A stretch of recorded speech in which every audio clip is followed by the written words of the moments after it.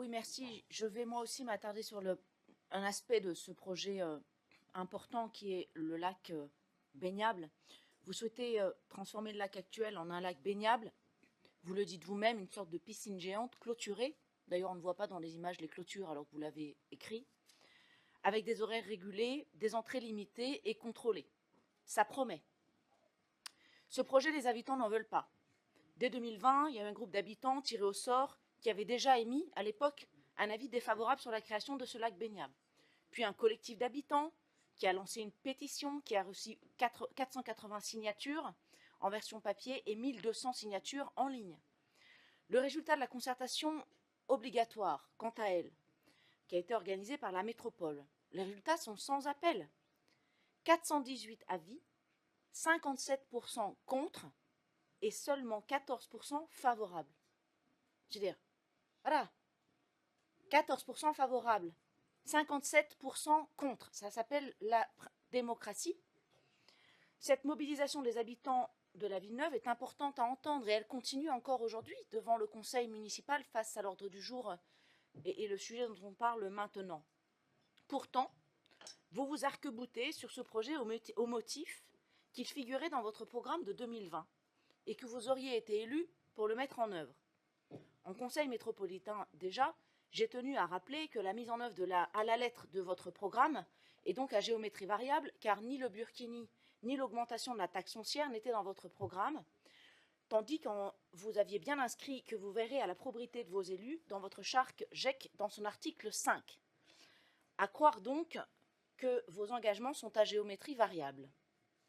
Vous parlez sans cesse de dialogue et de participation citoyenne à grand renfort de communication sur une myriade de dispositifs de participation, mais tout est décidé d'avance en réalité, et peu importe les souhaits des habitants.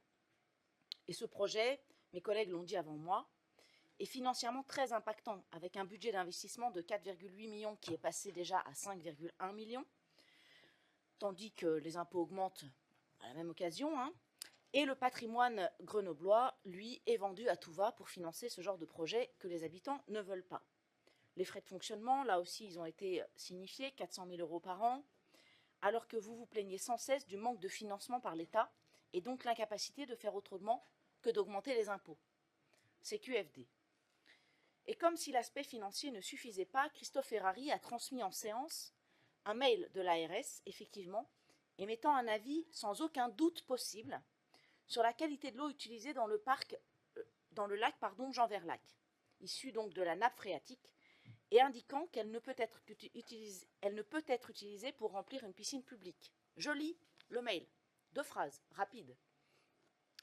Des concentrations de même ordre de grandeur, et qui donc dépassent les seuils, sont disponibles et mesurées pour d'autres prélèvements dans cette masse d'eau, la même nappe phréatique. Par exemple sur le forage du parc Jean Verlac.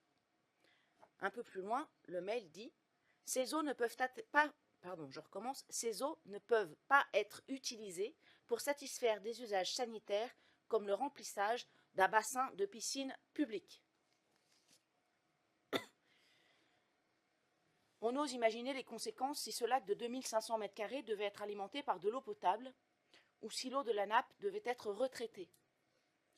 Utiliser de l'eau potable dans des piscines, voici une de vos nombreuses contradictions, vous les écolos, qui n'avez de cesse de dénoncer les usages de la consommation d'eau autre que domestique, pour boire et pour l'hygiène entre autres, mais qui trouvent dans le cas présent que ce n'est pas un problème de remplir un lac baignable, c'est tout de même un comble. Chers collègues, retirez ce projet de délibération pour renoncer à ce projet absurde de lac à Villeneuve, au moins faites un référendum local et votons ensemble au prochain conseil municipal le reste du projet. Je vous remercie.